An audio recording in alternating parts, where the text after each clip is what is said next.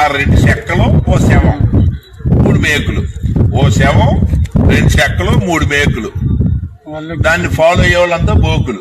యేసు పురుషాంగాన్ని కత్తిరించి కింద పడేసిన తర్వాత, అదే పురుషాంగంలో కొంత భాగాన్ని ఆ తోలుని కత్తిరించి కింద పడేసిన తర్వాత అది ఏమైంది? అలాగే కుళ్ళిపోయిందా, లేకపోతే కాపులు ఎత్తుకుపోయా, లేకపోతే చెప్పాడు గాడు అలా పుస్తకంలో గాడ్డు ఆ రాడ్ పట్టుకుని ఇవన్నీ బదులు కొట్టామన్నాడు. బ్యాట్ గాడు ఆడు గాడ్ కాదు, ఫ్రాడ్. ఆడు గాడ్ కాదు, గాండు. అందుకే మరి వాళ్ళ అమ్మకి రిబ్బన్ కటింగ్ చేసిన వాడితే అదే రోజు రిబ్బన్ కటింగ్ అయిన తర్వాత 8 నెలలకు కదా, అంటే 8 months బ్యాక్ అనమాట. అంటే ఇప్పుడు డిసెంబర్ కదా, ఒక 8 months బ్యాక్ వెళ్ళు.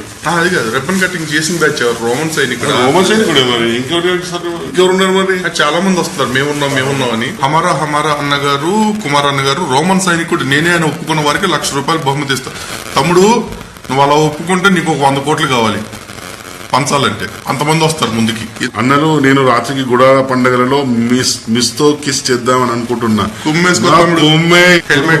హెల్మెట్ తీసుకో. మేరీలాగా లారీ వెనక్కి వెళ్ళి కన్నారు అనుకుంటున్నారా? మా దేవుడు ఏమైనా అంత దరిద్రమైన క్యారెక్టర్ అనుకుంటున్నారా? మీ మేరీకి మొగుడు లేడు, మీ యేసుకి తండ్రి లేడు. అదే తొప్పల్లోకి వెళ్ళి కాసిందో, ఎక్కడికి వెళ్ళి కాసిందో, ఎవరితో వెళ్ళి కాసిందో. ఒక్కొక్క పాస్టర్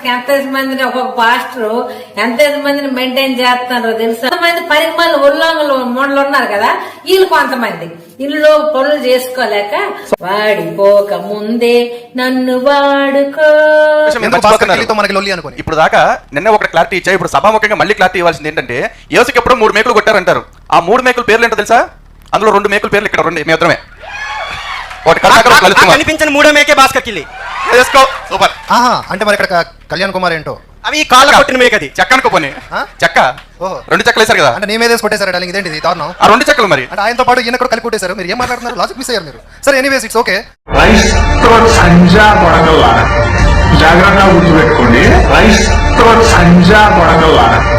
జాగ్రత్తగా గుర్తుపెట్టుకోండి. యెహోవా అనేవాడు దేవుడు ఎట్లయితాడు? వాడు psycho. Jehovah is the psycho God. Bible దేవుడు నా కాలు పట్టుకుని క్షమాపణ చెప్పాలి. క్రైస్తవుల భార్యను అన్యులకు అప్పగిస్తారని చెప్పాడు. చాలా రోజుల నుండి వేచి కనీసం అనంతపురం పాస్టర్ గారి భార్య లేదా అప్పగించలేదు. లేకపోతే బైబిల్ దేవుడు వాగ్దానం చేస్తే తప్పడండి. మాటనే నిలబడి రమ్మడు. ఇశ్రాయేలు భార్యను అన్యులకు అప్పగిస్తా అన్నాడు, అప్పగించాడు. ఇప్పుడు అన్యులంటే క్రైస్తవులు కాని వాళ్ళు అన్యులు అని చెప్పి ప్రచారం చేస్తారు. కాబట్టి ఇప్పుడు వీళ్ళు ఎవరైనా తప్పు చేసినా కూడా అన్యులకు అప్పగిస్తాడు భార్యను కూడా. బైబిల్ దేవుడు డ్యూటీ అదే. వీడి భార్య నా దగ్గర, ఆడి భార్య దగ్గర అటు ఇటు మారుస్తా ఉంటాడు. ఎలా రౌడీస్ ఎవడైనా ఉన్నాడా? కూడా సృష్టిగా ఇక్కడ తయారు చేసిన పరలోకం నుంచి పార్సల్ ఏమైనా వచ్చిందా? ఇక్కడ ఒక మనిషి తయారు చేసిన పుస్తకం.